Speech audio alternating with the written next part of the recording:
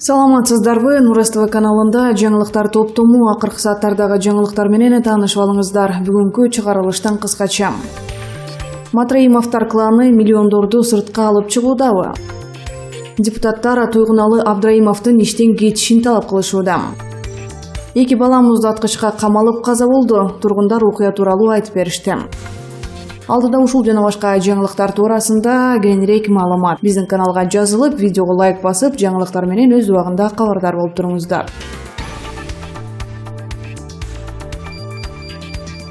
Мурдагы акыйкатчы Турсунбек Акун Батукаевдин ишине байланыштуу адамдык ар-намысына шек келтирген материалдар чыгууда деген таризде Апрель телеканалынын жана айрым гезиттерди сотко берди. Бул тууралуу өзү Facebook баракчасына жазды. Батукаев боюнча бир жактуу каралап, жалган материалдарды тараткандыгы үчүн Апрель телеканалын жана кээ бир гезиттерди сотко берди.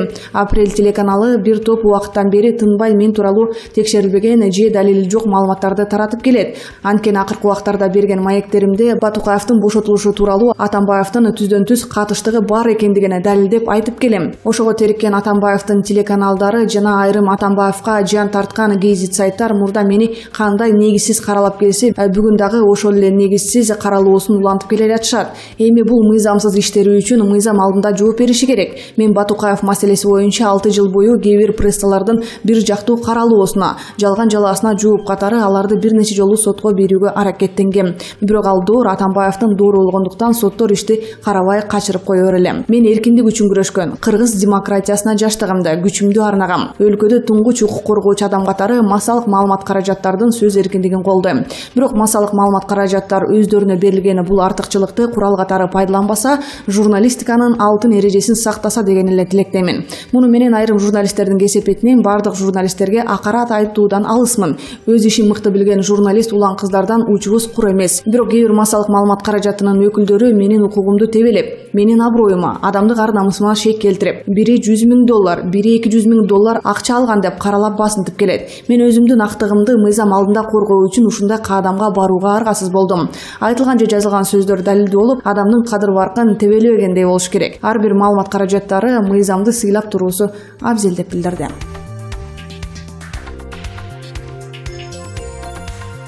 Чүй облусунун өкүлү Туйгуналы Абдраимовдун кечээки кылыгынан соң айрым депутаттар анын жумуш ордун тапшырып кетишин талап кылышууда. Тактап айтканда, Жогорку кеңештин депутаты Эльвира Сурабалдиева, Аида Гасмалиева жана Наталья Никитенко Абдраимовдун айымдарга карата кылган мамилесин терс кабыл алышкан. Мындай пикирди эл өкүлү Эльвира Сурабалдиева Facebooктагы баракчасына жазды. Билдирүүгө караганда, бийлик өкүлү айымдарды басынтып жүзүнө асылган. Ошондой эле Абдраимовду кызматына тиешелүү иштерди айтуудан баш тарткан кызматкер катары көрсөткөн. Сурабалдиева гендердик теңчилик мамлекеттин өнүгүүсүнө чоң көмөктөш болот деп ишенип, саясатта элдин үнүн жеткиргендердин арасында депутат айымдардын позицияларын угуп эле жүрөсүңөр. Бардык жарандарыбызга өзгөчө жаш, улан кыздарыбызга келечекте адилеттүү, калыстыкта негизделген бийликтин орун алышына тилектешпиз. Заманыбыз жакшыга өзгөрүлүш үчүн дискриминацияга, орой мамилеге, эски адаттагыдай басмырлоого жол бербеш керек. Кебетең жакпайт деп журналист айымды кемсинтип, интервью бергенден качкан атка минерлерге жарашпайт. Бийликте жүргөн ар бир жетекчиге кайрылат элек. Жарандарыбыз ачык айкын маалыматты өз убактысында алууга укуктуу деп билдирүү калтырган. Премьер-министр Мухаммедкалый Абылгазиев өкмөттүн Чүй облусундагы өкүлү Туйгуналы Абдраимовдун аракетине баа берүү маселесин карайт. Бул тууралуу премьер-министрдин басма-сөз катчысы Адилет Султаналиев билдирди. Ал өкмөт башчы жогорку деңгээлдеги атка минерлердин жана журналисттердин айланасындагы бул инцидент бийликтин бардык аткаруу бутагына көйлөккө түшүрүп жаткандыгын өкүнүү менен кабылдап жаткандыгын белгилейт. Мунун алдында өкмөттүн Чүй облусундагы өкүлү Туйгуналы Абдраимов өзүнүн кабарчы кызга карата сүйлөгөн сөзү тууралуу комментарий берип, журналисттен кечирим сурабай тургандыгын айтты. Ал журналисттин өзүнө жараша мамиле кылганын кыйтты. Кече 5-июнда Сокулуктагы окуяны чагылдырганы барган журналист кыздардын бирине Абдраимов сиздин жүзүңүз мага жакпай турат деп орой жооп узаткан. Бул окуя тартылган видео интернетте тарагандан кийин социалдык тармактарда нааразычылыктар күчөп, анын кызматтан кетишин талап кылгандар көбөйдү. Буга байланыштуу бүгүн 6-июнда Чүй облустук администрациясынын алдында активисттердин жана журналисттердин митинги дагы өттү.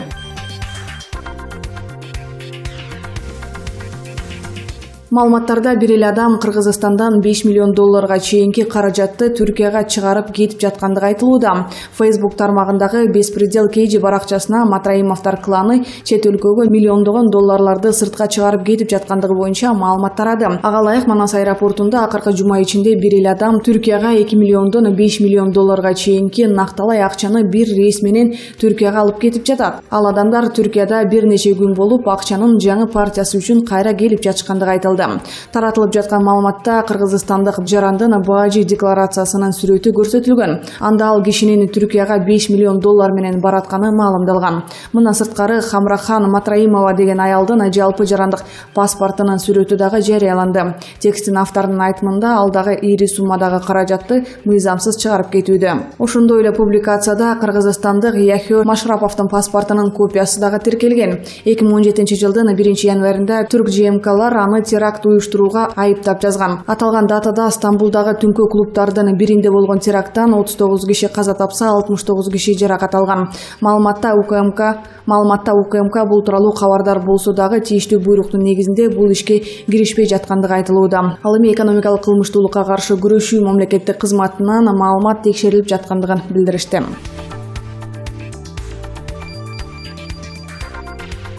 Орок айылында чыккан жаңжал боюнча шектүү катары кармалган айылдык кеңештин депутаты Кылычбек Боркоев үй камагына чыгарылды. Бул тууралуу Супер KG порталына кыйноолордун алдын алуу боюнча улуттук борбордун директору Нурдин Сулайманов билдирди. Анын айтымында мындай чечимди Сокулук райондук соту бүгүн 6-июнда чыгарды. Боркоев бүгүн саат 11 чамасында кармалгандыгы белгилүү болгон. Аны бошотуу талабы менен 80 адам чогулуш өткөрүшкөн.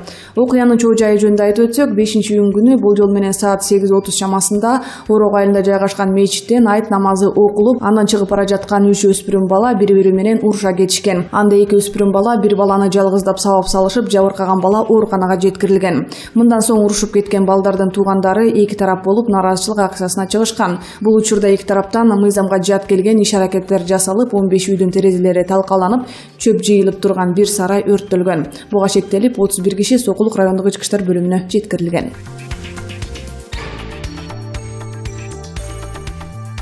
Төп районунун Михайловка айылында 6 жана 4 жаштагы ага эни эски муздаткычка камалып каза болду. Бул тууралуу жергиликтүү тургундар аймактык кабарчыга билдиришти. Алардын айтымында 28 жаштагы жана 27 жаштагы үлгүлүү жубайлар. Алардын улуу баласы Денис 5 жашта, кичүүсү Николай 4 жашта болчу. 3-июнда ага эни короодо ойноп жатышкан. Балдары тартиптүү болчу. Көчөгө дагы чыгышчу эмес. Ошол учурда апасы үйүндө 6 айлык наристени эмизип жаткан экен. Ал эми атасы чарба иштери менен алек болуп Саат 11:30 чамасында балдар короодо ойноп жатышкан. Алардын жоголгонун саат 12:00 чамасында билишкен. Ата-энеси өз алдынча издеп баштап бардык жерди карап чыгышкан. Андан кийин кошуналары, андан соң айылдын эли дагы кошулуп издешкен. Кошунасынын 2-класста окуган баласы дагы издеп жүргөндөрдүн арасында болгон. Ал эски муздаткычтын эшигин ачканда андан кучакташып отурган ага энени көрүшкөн. Ичинде абанын жетишсиздигинен улам алар тердеп дагы кетишкен экен. Балдар жардамга чакырып муздаткычтын эшигин тыткылашыптыр. Эшикти өз алдынча ача алышкан эмес. Анткени Союз учурундагы муздаткычтын эшиги абдан оор болгон. Алар табылгандан кийин чоң ата чоң энесинин үйүнө алып кетишип, кече жерге беришти. Айылда баарыбыз шок болуп, үй бүлөбүз менен кайгырып жатабыз. Үлгүлүү үй бүлөнүн балдары эле дешти тургундар. Ага эни караңгы муздаткычка кол чырак менен кирип, ичин көрүүгө аракет кылышканда камалып калышкан. Түркиянын Кыргыз Республикасындагы атайын ыйгарым укуктуу элчиси Жирингиз Камил Фырат Кыргыз Республикасынын Тышкы иштер министрлигине чакырылды. Бул тууралуу бүгүн 6-июнда аталган мекеменин басма сөз кызматы билдирүү таратты. Маалым болгондой, кече 5-июнда Сокулук районунун Орок айылында кыргыз жарандарынын ортосунда тиричилик жаңжалды жөнгө салуу боюнча укук коргоо жана жергиликтүү органдарынын эл менен жүргүзүп жаткан иштеринин жүрүшүндө элчинин ошол жерде болушуна байланыштуу түрк тарабынан министрликтин нотасы тапшырылды. Министрлик Түркиянын элчиси өз аракети менен Кыргыз Республикасынын ички иштерине кийлигишпөөгө, сабырдуулук көрсөтүп, Кыргыз Республикасынын улуттук мыйзамдарын сыйлоого чакырды. Окуянын чоо жайы туурасында маалымат берип өтсөк, 5-июнь күнү болжол менен саат 8:30 чамасында Орок айылында жайгашкан мечиттен айт намазы окулуп, андан чыгып бара жаткан 3 өспүрүм бала бири-бири менен уруша кетишкен. Уруштан 2 өспүрүм жабыркап, ооруканага жеткирилген. Мындан соң урушуп кеткен балдардын туугандары эки тарап болуп нааразычылык акциясына чыгышкан. Бул учурда эки тараптан мыйзамга жат келген иш-аракеттер жасалып, 5 үйдүн терезелери талкаланып, чөп жыйылып турган бир сарай өрттөлгөн. Башаламандык уюштурууга шектелип, 30 киши Сокулук райондук ички иштер бөлүмүнө жеткирилген. Окуя болгон жерге түрк элчисинин баруусу социалдык тармактарда катуу талкууга алынып, анын Кыргыз өлкөсүнүн ички маселелерине аралашуусу сынга алынууда.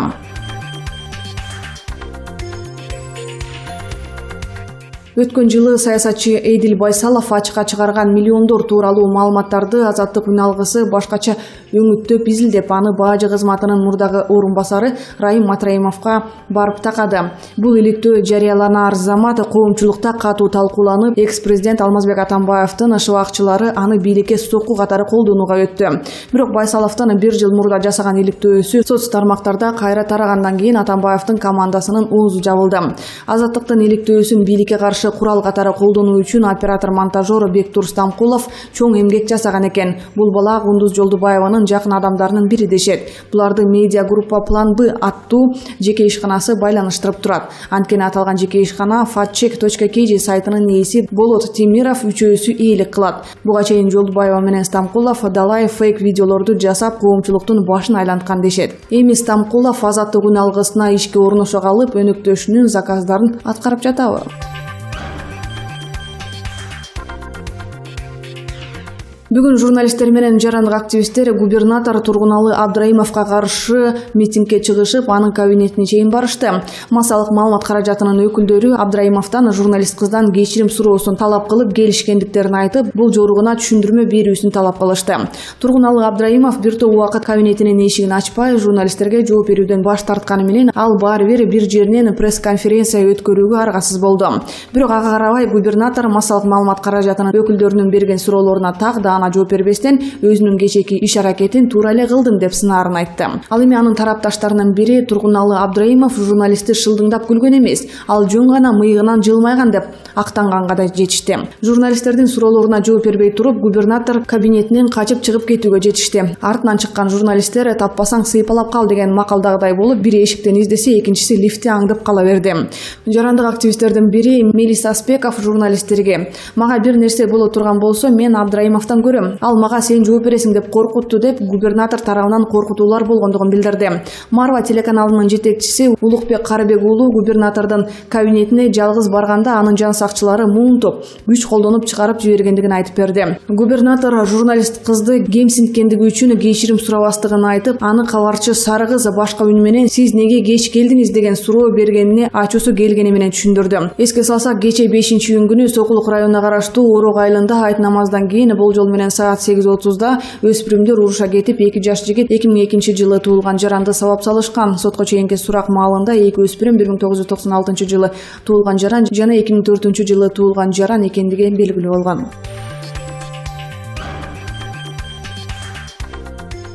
Кыргызстандын башкы окуясына айланган миллиондогон доллардын изи тууралуу журналисттик иликтөөгө өкмөт көңүл бурду. 4-июнда премьер-министр Мухаммедкалый Абылгазиев күч түзүмдөрүнүн жана финансылык көзөмөл жаатындагы органдардын жетекчилери менен жыйын өткөрүп, иликтөөдө айтылган маалыматтарды териштирүүнү тапшырды. Финансылык чалгын кызматы Кыргызстандан чыгарылган каражат боюнча буга чейин эле териштирүү жүргөндүгүн белгилеп, учурда аны кайра териштире баштагандыгын кабарлады.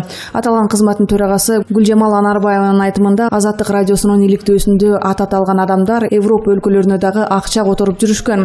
Биз 2014 жылы Ички иштер министрлигине жана 2016 жылы экономикалык кылмыштарга каршы күрөш боюнча мамлекеттик кызматка 700 миллион долларга байланыштуу фирмалар, адамдар боюнча өз бүтүмүбүздү берген экенбиз. Азыр кайрадан карап жатабыз. Бул жерде Кара суу, Дордой базарларындагы акча боюнча кеп болуп жатат. Мындан тышкары ошол эле адамдар Европа, Түркияга акча которгондугу боюнча сөз болуп жатат. Бүгүнкү күндө биз Финполиция менен бирге ошол 700 миллиондун ар бир тыйынына чейин эсептеп, тыгыз иштеп, кандай мыйзам бузуу бар экендигин изилдеп жатабыз деп билдирди Анарбаева. Ал эми финансы полициясы бул журналисттик иликтөө боюнча ыкчам тергөө тобун түзгөндүгүн кабарлады. Бул кызмат өлкөдөн чыгарылып кетти деген каражат жана анын бир тууган Матраимовдорго тиешеси жөнүндө иликтөөнүн жыйынтыгын коомчулукка ачык жарыялоого убада берүүдө. Мамлекеттик органдар териштире тургандыгын билдирип жаткан учурда көрсөтүүдө ат аталган бир тууган Матраимовдор маалыматты четке кагып жатышат. Мамлекеттик бажы кызматынын төрагасынын мурдагы орун басары Райымбек Матраимовдун агасы, Жогорку Кеңештин депутаты Искендер Матраимов Азаттыктын иликтөөсүнө жообун парламенттин расмий сайтында жайгаштырды. Анда журналисттик иликтөөдөгү маалыматтарды чындыкка куушпойт деп,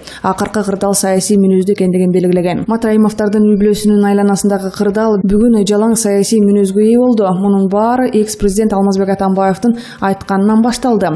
Анын жардамы менен бүткүл үй бүлөбүздү каралоого кызуу аракеттенип жатышат. Биз үй бүлөбүздүн бардык мүчөлөрүн укук коргоо органдары дайыма текшерип жатышат. Ал эми ЖМКлар биз менен байланышкан бардык окуяларды терс боекто чыгарышууда деп айтылат билдирүүдө. Ошондой эле Искендер Матраимов президент Сооронбай Жээнбеков маселени калыс иликтөөгө шарт түзүп берерине үмүт арта тургандыгын кошумчалаган. Дал ушундай маанайдагы пикирлер социалдык тармактарда дагы көп жайылууда. Мисалы академик Сауырбек Жумабеков Райымбек Матраимовдун кайрымдуу адам катары сыпаттап, ал каралоого кабылды деген пикирин бөлүшкөн. Бирок мындай маанайдагы билдирүүлөрдү социалдык тармактардын айрым колдонуучулары атайын уюштурулган колдоо өнөктүгү катары кабыл алышты. Саясий эксперт Даниэль Кадырбеков Матраимовдорго байланыштуу иликтөө боюнча бийликтин убадалары кожо көрсүн мүнөздүү эмеспи деп чоочулап турат. Мамлекеттик органдар текшерилет деп формалдуу түрдө айта беришет, бирок бул боюнча реалдуу коомчулуктун пикирин эске алса, сигналдар башка тараптан болмок. Андай сигнал көрүнбөй жатат. Бул жерде азыр текшерип жатабыз деп улам айтып, коомчулуктун демин текшерилсин деген талапты азайтуу аракети болуп жатабы деген ойдомун. Элдин талабы демекчи, Азаттыктын иликтөөсү жарыяланган соң коррупцияга каршы чыгууга үндөгөн активист улуттук коопсуздук боюнча мамлекеттик комитетке чагылдырылды. Тактап айтканда, аталган көрсөтүүдөн соң социалдык тармактарга митинг уюштурууга чакырган Республика партиясынын мүчөсү Канат Медин уулу атайын кызматка түшүндүрмө берди. Аңгемелешүүгө чакырып, мен социалдык тармактарга жарыялаган видео бийликти басып алууга чакырык таштадың дегенге жакын болуп калышы мүмкүн экендигин айтып жатышат. Ошондуктан филологиялык экспертиза дайындалыптыр. Анын жыйынтыгы менен эгерде чын эле бийликти басып алууга чакырык бар деп табылса, анда жоопкерчиликке тартылышы мүмкүн экен деп Медин уулу билдирди. Активист 31 майда Facebook аркылуу таратып, коррупцияга каршы күрөш жүрбөй жаткандыгы үчүн президентти, парламентти жана өкмөттү айыптап, эгер бул маселе чечилбесе, керек болсо алардын кызматтан кетишин талап кылыш керек деген. Анын бул кайрылуусун 1000ге жакын адам бөлүшкөн. Азаттык 29 майда жарыялаган Кыргызстандан чыгарылган миллиондордун изи аттуу иликтөөдө мамлекеттен чыгарылып кеткен миллиондогон долларга айтылуу Матраимовдордун катышы болушу ыктымал экендиги айтылган.